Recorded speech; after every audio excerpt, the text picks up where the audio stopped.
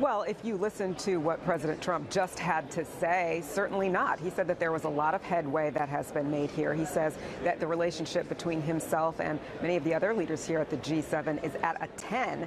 So according to President Donald Trump, things have gone fine. He might have arrived late. He might be leaving early. But according to him, he's got a lot accomplished. Of course, the major topic here at the G7 this year, trade.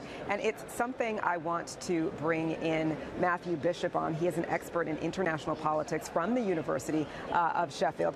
And you listened, Matthew, to the president's speech not too long ago. Yep. He talked a lot about trade. We know that French officials have said recently that the U.S. and European nations will be having more trade talks in the next couple of weeks.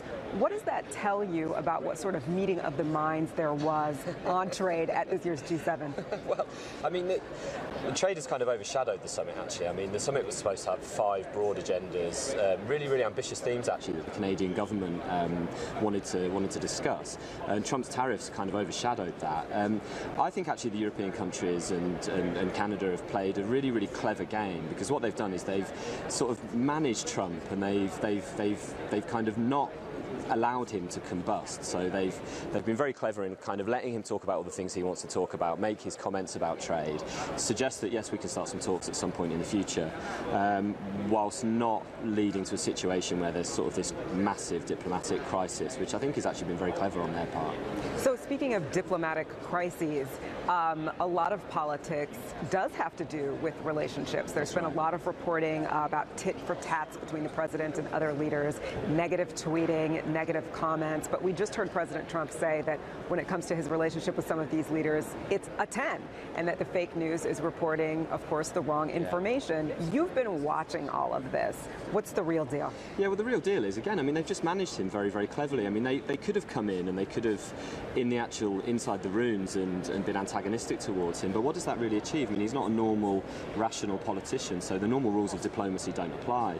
The fact that he does most of his diplomacy by tweet is just really, really unusual and against the rules of normal diplomatic practice. I'm sure he does go away thinking that his relationship with these people is a 10, but my sense is that most of them are hoping that they probably won't have to deal with him for too much longer. I mean, the midterms are coming up in the US in November. Who knows how the Republicans are going to do in those midterms, and that could have implications for just how sort of important Trump is in the back end of next year and beyond. And he'll be a lame duck within a year's time, particularly if it looks like he's really, really struggling in terms of retaining the presidency, I think.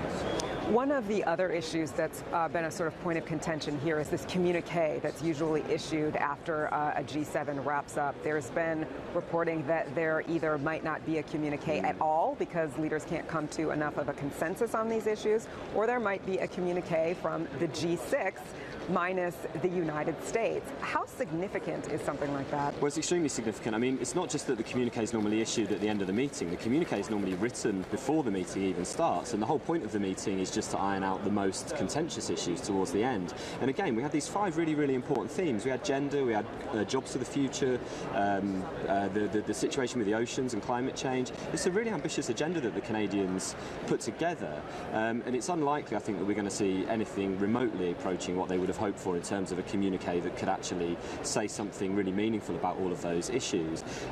We may get some kind of communique, but the story I heard this morning is that Trump didn't even want to have the language in it saying that the G7 is about upholding the rules-based international order. He objected to that language, which is crazy, really, because that's exactly what the G7 was established for. I mean, that's what it's supposed to do, is support the international order. So the communique situation is really worrying. Apparently the Sherpas and the diplomats have been up all night trying to find language that can bring the countries together. Yep. So it's really troubling. We've actually just written a piece. We had a blog in the Global Policy Journal, which is who we're here working for, talking about this problem of G6 plus 1. It's a real worry because the G6 countries, the 6 minus the US, that are potentially left alone if they isolate Trump. I mean, symbolically, that could be a good thing if they come up with a communique that excludes the US, but in reality it means that the G7 then, as an institution, is called into question. Well, this is a year that we're seeing things we've never seen happen before. Right. Matthew Bishop, thank you so much for that. And of course, we know that President Trump has left the G7. He's on his way to what he hopes will be a legacy for his presidency, that meeting with North Korea's leader Kim Jong-un next week.